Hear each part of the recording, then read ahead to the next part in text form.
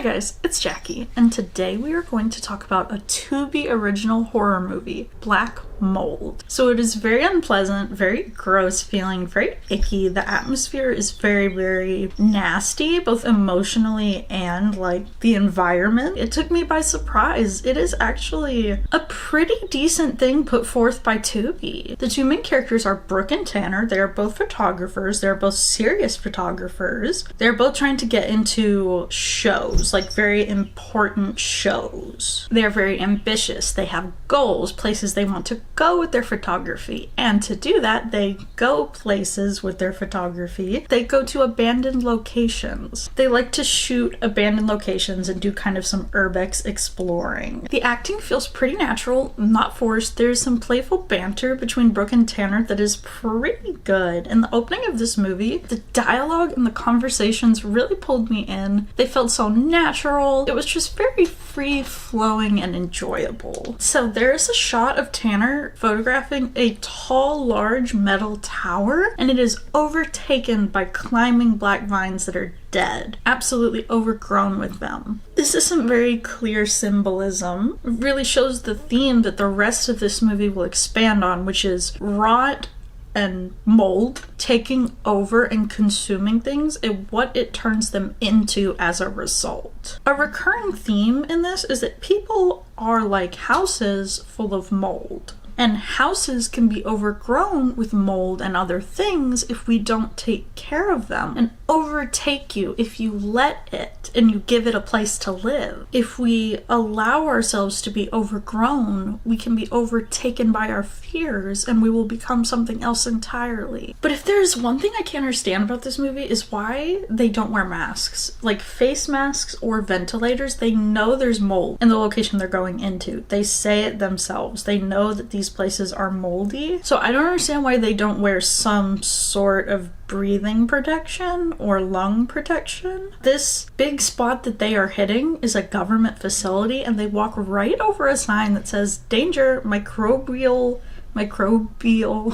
hazard. They don't pay it any mind. I know that they have to breathe the black mold for everything to happen in this movie, but it still drives me crazy. Like, I think it would have been better at least if they had come prepared with some gear and then something happened to it, like it got damaged or lost or broken. That would have been a detail I would have appreciated. They are investigating this location that's supposed to be a big score. They're supposed to get some pretty good photos in this place, and they come across an area that looks like someone is living there, squatting there. There are some torn blankets, some signs of residency set up there. Tanner immediately sees this for what it is, as a bad thing. He's like, we should get out of here. And she's like, why? Because someone is staying here? I'm not gonna let that stop me from getting my photos for my show. She got a big grant and she got into a big show, so she wants to take impressive photos, and she does let this get to her head. And you know, usually in these movies, the boyfriends are horrible. The boyfriends or the husbands are the most gaslighting, dismissive men I have ever seen. Horror movie boyfriends are the worst. But she plays that role in this movie. It is so surprising. And then they run into the man. Yep, and he is very hostile and paranoid. I think the mold has gotten to him already. I think he's been there for a while, so the mold has really taken root in him and gotten to his head. He's probably had a lot of time to live like that. He knocks her and Tanner out. Yeah, he attacks them and then locks them in a room. Brooke has a pretty messed up dream while she's knocked out. She dreams that she is back at her father's funeral, and she's sitting next to her mother, who is only hugging her sister to comfort her. She will not touch her. And then a lady also comes up and says, I'm so sorry for your loss. She says it to her mother, but then she gives Brooke a very pointed look and then walks away. And then everyone stands from their chairs, gathers around Brooke, crowding her in, and starts chanting, it's your fault. It's your fault. It's your fault. And then everyone disappears, vanishes. It is just Brooke in the room and the coffin her dad is in, and thumping starts coming from the coffin. He comes out and she's crying to him, sobbing how everyone thinks what happened to him is her fault. And he's like, why would you think that? She's really needing some comfort. So he says, hey, can I give you a piece of my mind? And then he reaches back behind his head, which you can see the inside of, and he pulls a chunk off and hands it to her. And this was actually pretty horrifying. I was like, oh my god, yeah, that you got me there. But then we cut And when we go back to his face, he's done up in this really cheap looking zombie makeup. He doesn't look very good. I could forgive that, but then he's kind of like laughing in a really cheesy way. No, that didn't work for me. That completely ruined the horrifying moment you just set up. But then Brooke wakes up from her dream, and her and Tanner are in a very small, cramped room, dirtier than the Saw bathroom. Tanner says that his head is really, really hurting. Brooke says, I'm sorry, this is all my fault. And here, I actually have to agree with her. Yeah, girly, this is your fault. When they walk out of the room and confront the man, he is tearing the film out of their cameras and destroying it. He says that film is what they use, so it has to be gotten rid of. Tanner is furious. Brooke is just barely holding him back. She's trying to play diplomat here. Brooke tells the man that they can leave as soon as their friend comes to pick them up. Why would you tell him that? Why would you tell him that if you're scared of him and he is a potential threat? Girl, don't tell him you're waiting on a ride. First of all, that leaves you vulnerable. Second of all, he knows there is a second person that he could get that. But Brooke asks the man if he saw their friend. Like, did you see someone outside in a car while we were passed out? She looks out the window and she sees her friend outside in the car, so they quickly grab their things and leave. But once they get outside, she's not there. Tanner says they should just leave and walk somewhere. Brooke's like, where? Where are we gonna walk? Walking? That's stupid. And this is just the start. This is just the beginning of this. Tanner, who is very clearly becoming paranoid, thinks the man is a werewolf. He thinks all the signs of him acting antsy and suspicious mean that he's secretly a werewolf. Brooke, on the other hand, is convinced that he is her father because before she walked out of the room, he called her Little Star, which was her father's nickname for her. She tells Tanner this. She actually admits to him, hey, I think that's my dad. And he's like, girl, what? He's like, what are you talking about? She's like, yeah, I know it sounds crazy, but I think that's my dad. He tries to reason with her and stop her from going back inside to see the man, but she gets really mad at him. So then Brooke starts a conversation with him, trying to glean some information, trying to get to know more about him as well. She finds out that he has daughters, but he doesn't know where they are. She asks, how do you not know where they are? He says, well, I assume they're with their mother, but I don't know. He says it's probably for the best that they are there and not with him. He said that he had to leave his daughters to get away from them. Them seems to reference fears and doubts, the thoughts that creep into your head, insecurities. What this man is describing with his family does seem to reference what happened to her dad in real life. Her dad left them and then returned only to intentionally disappear forever, if you catch my drift. So what this man is talking about seems to kind of expand on her father's feelings in real life. It seems that he is saying he felt like he had to leave and he had to do what he did because otherwise he just would have hurt his family because of them.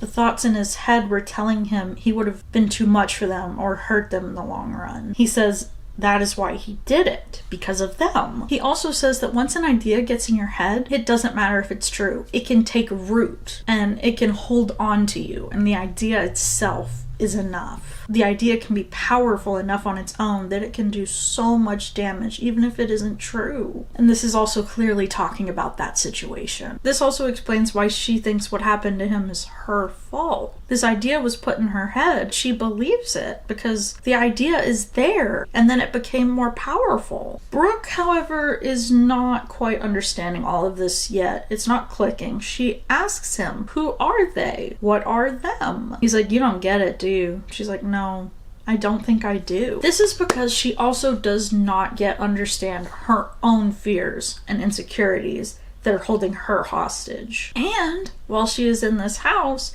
she doesn't understand what the mold is doing to her. Well, not this house, this facility. She doesn't understand how the mold is playing on these ideas she has about herself, how it's getting in her head and making those ideas even worse. Tanner comes rushing in to make sure that she is all right because she has been alone with the man for a while. He also is letting her know that he is leaving. She makes fun of him for wanting to walk again, but he's coughing violently. You know, he's not doing well in here. She also is not doing well in here, but she doesn't realize that yet. But she's kind of mean about it. She's like, when he's coughing, she's like, are you okay? No. Have you seen where you are? Have you seen it? He asks if she wants to come with him one last time, and she still refuses. She says no. She wants to stay with this weird man that she believes is her father. Tanner is still not convinced that he's not a werewolf. So Tanner goes outside to leave, but he encounters CJ, who is taunting him and trying to lead him somewhere in the dark. She continues to mess with him. By this point, we're aware that she is a hallucination, but he's still not. He comes across 3 scarecrows, which earlier in the film he admitted were one of his worst fears. One of his irrational fears, but one of his worst fears. He said that it was because scarecrows give the false impression of a person. They're like a person, but they're not the person, and that is terrifying. We can kind of see this idea with Brooke's father and this weird man. He seems like him, but he is not him, but Brooke thinks it's him. But the scarecrows are a really good touch because they also further explain the theme. It's like, just like scarecrows, they're not really people, they're empty, they're hollow. And ideas can be the same way, yet they can still be just as scary, but they can seem real. One of the scarecrows tells Tanner that they're going to leave him there to rot.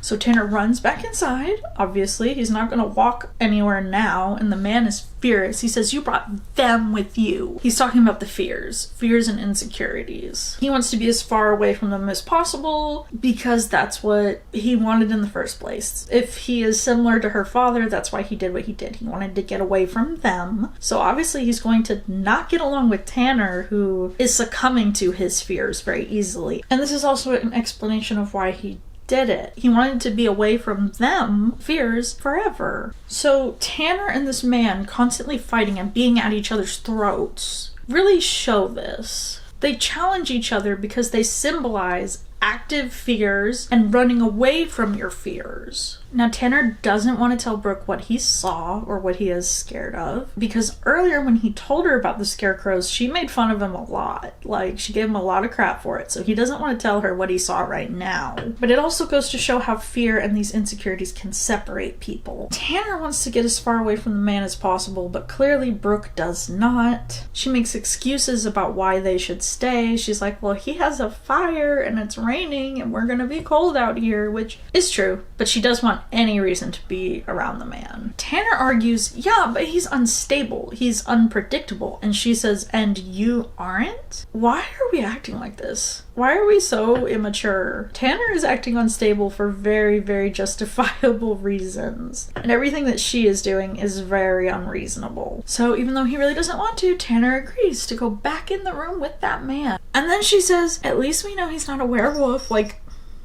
no. This time, when they are huddled up in the room, Tanner falls asleep. Brooke wakes up because she hears something, and she wanders out of the room while the man and Tanner are asleep. It is the lady at the funeral that looked down on her, walking through the hallways, and Brooke follows her. The woman leads her outside, and then her father is standing there. He warns her to be careful of him when he has his first taste of blood. She finds CJ and her car and the fate that she has met. She runs back inside. She brings this up with the man. He admits to being responsible for what happened to her. He says that he did this while they were passed out. He lied. Surprise, surprise. Brooke really goes at him. She's in a rage, finally directing her anger at this man. She has something very sharp in her hand. I think it's like a sharp piece of metal. She calls him a coward, and she says, how could you ever walk out on your family? I can't believe you did what you did. How could you call yourself a father? So she is very much projecting her feelings onto this man of what happened with her father. But then, just as she reaches the boiling point of her rage, she can't do it. She drops the shard of metal, backs away. She is ready to leave. Finally, she's like, let's get out of here. But then Tanner starts to see him turning into a werewolf. Only he can see this transformation taking hold. His clothes are ripping. It is dark outside. There is a moon. He is turning hairy. And finally, he sees him there, standing fully as a werewolf, and he is terrified. And Brooke is just looking at him like, she just sees the man that looks like her father, and she's like, what is going on? And Tanner's like panicking, freaking out. He's like, oh my god, what? How do you not see this? He's a werewolf. Tanner runs at him, attacks him, and takes him out. He gets him with the piece of metal repeatedly. And Brooke is just like, Why would you do that? I'm not sure why she is so surprised, seeing as how the man was very irrational and hostile the entire movie. Like, why is this suddenly so surprising? She also went at the man with the piece of metal, but then didn't go through with it. I don't know, like, obviously it's something shocking and not good, but why is she so surprised? Honestly, Tanner has been dealing with that man and her BS the entire movie. I'm not sure why she's surprised he's snapping. Now we see that Brooke is starting to have a hallucination. She sees him as a raving maniac that is coming after her, but we can see also that this is not true. It flips back and forth, and we can see him standing there trying to communicate with her, telling her, hey, what's going on? Are you good? And she is seeing him as this crazy man that is coming after her. I think this is also symbolic. She views him this way. She is hallucinating him like this because of the mold, because he challenges her perceptions of her father, because he was telling her, hey, we need to leave that man alone, you don't need to do this. So of course she would see him that way, as a bad person, because he was trying to take her away from her father. She jumps on him, she starts attacking him brutally, she gets him with the piece of metal, and then he is taken out. Yeah, I didn't like this ending at all. It doesn't sit right with me. Like, she was a jerk the entire movie. The mold made both of them see their fears and the things that bothered them. Like, Tanner saw werewolves and scarecrows, which were symbolic of certain things. The werewolf could be symbolic of people turning into things because of ideas. A werewolf in itself is an idea, someone turning into something. And she confronted her fears of her father and herself, yet in the end, Tanner is to be punished for all of this? It just doesn't make sense to me. Why, to learn about what she was going through, did she have to take it out on someone that didn't deserve it? Like, I understand it's symbolic that she didn't want to face it, so she took out the person that challenged her perception. I understand that, but I don't like it. I usually love flawed characters, especially flawed women characters. I'm a sucker for them. But I really just don't like Brooke, and I find her insufferable. It's a good movie, so I can still watch it, but she is such an unenjoyable character. And I'm not claiming that she is meant to be an enjoyable character. I don't think this movie sets forth trying to make anybody likable. But to me, Tanner was likable. I liked Tanner. I thought he was a real one. He was a great friend. And he got the brunt of absolutely everything in the end. The ending. It ends with her developing her photos in a dark room. So I guess she made it out with her camera and her gear. Lucky her on both counts. She is developing all the pictures from this trip one by one. And then the last picture is one that she develops of Tanner, which she has some nerve if she uses that photo in her show. I guess it's showing that she learned her lesson and that she will remember him, but I think it's really annoying. This is a well thought out horror movie from Tubi. There's so much thought put into it. There's so much there. I feel like there's a lot to unravel if you want to watch it again. All the ideas in it are so interesting, and there is a lot to be explored here. I really recommend watching it yourself. A solid horror contribution. The vibes are bad. They are rancid. Have you seen Black Mold? What do you think of Black Mold? Do you like Brooke? Can you tell me why if you do? Do you think Tanner is annoying? What did you think of the ending? Thank you for watching. I hope you enjoyed this review. I certainly enjoyed reviewing it. Let me know what you think in the comments below, and I'll see you next time. Bye!